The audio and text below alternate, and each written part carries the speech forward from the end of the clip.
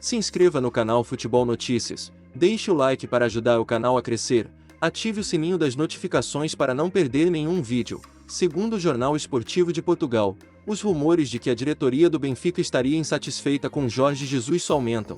As goleadas para o Bayern de Munique e o baixo rendimento da equipe podem fazer com que o Mister seja demitido. A diretoria do Mengão fica observando para abrir uma negociação por um retorno de Jorge Jesus.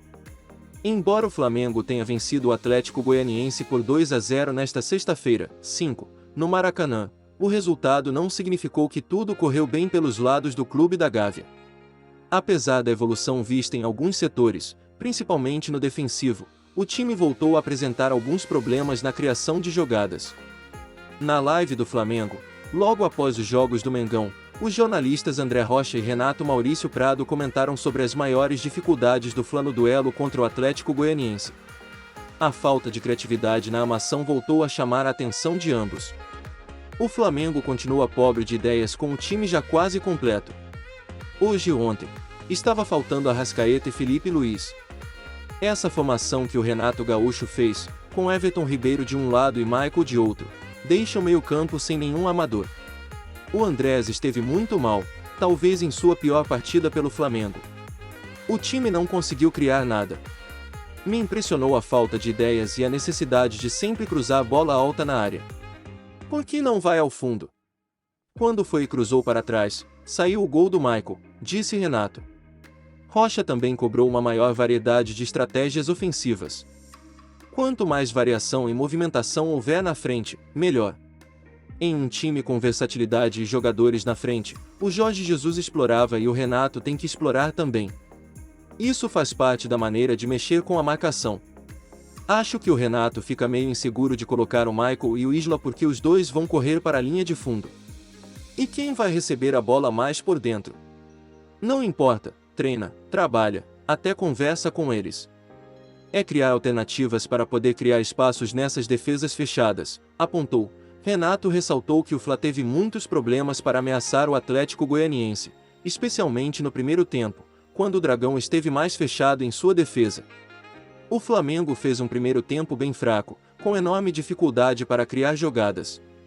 O gol saiu, talvez, na única jogada mais bem trabalhada. No segundo tempo, quando o Flamengo melhorou um pouquinho, mas nada de tão excepcional, o Atlético Goianiense passou a dar espaços e tentou sair para buscar o empate, analisou. Para André, a queda de produção de Andrés Pereira também ajuda a explicar essa oscilação do setor criativo da equipe. Tabelinha, triangulação, nada disso tem acontecido. O Andrés Pereira perdeu muita confiança com a sequência de jogos e também pela adaptação dele, de jogar mais adiantado e depois voltar. Ele está sentindo. No começo, dava passe de letra, tentava uma tabelinha curta. É um problema que o Flamengo tem e o Thiago Maia está aí, comentou. Renato demonstrou preocupação com a final da Libertadores, caso o Fla não corrija este problema no meio-campo. Insisto, me preocupa a falta de criatividade do Flamengo quando enfrenta adversários fechados. Ninguém tem dúvidas de que o Palmeiras vai jogar fechado. O Renato Gaúcho tem 20 e poucos dias para resolver isso. Também não pode achar que, quando o Arrascaeta voltar, resolve. Ele não é um super-homem, é um jogadoraço, mas não é ele, sozinho, que vai ter que encontrar os espaços. O Flamengo precisa voltar a ir à linha de fundo, em vez de só cruzar a bola alta, e uma série de coisas que, se não fizer, vai ter muita dificuldade contra o Palmeiras, completou. Em busca da difícil missão de conquistar o tricampeonato do Brasileiro, o Flamengo conseguiu um resultado importante em sua caminhada. Com 2 gols de Michael, a equipe bateu o Atlético Goianiense no Maracanã e alcançou um triunfo que deixou o time a 9 pontos do Atlético Mineiro. Os donos da casa encontraram dificuldades para furar o bloqueio do rival, mas não desistiram da vitória e encontraram os espaços para garantir os 3 pontos. Com mais uma noite iluminada do Camisa 19, os rubro-negros respiraram um pouco mais aliviados após dias de turbulência na Gávea. Michael voltou a ser escalado como titular e correspondeu. Autor dos 2 gols no triunfo, o Camisa 19 foi, mais uma vez, o jogador mais voluntarioso do Fla. Ele tomou algumas decisões erradas na definição das jogadas, mas deu profundidade para a equipe e ainda fez o trabalho de formiguinha na hora da recomposição. De volta ao time após participar de alguns minutos dos 2 jogos contra o Barcelona, pela Libertadores, Davi Luiz usou e abusou de uma de suas características, o passe longo. Diante de um rival bem fechado, o defensor não mostrou 100% de precisão neste quesito, mas fez uma partida correta no combate direto aos atacantes e nas antecipações.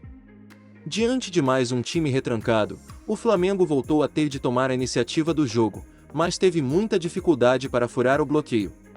A equipe teve muito pouco poder para infiltrar e encontrou suas melhores saídas pelo lado direito do campo.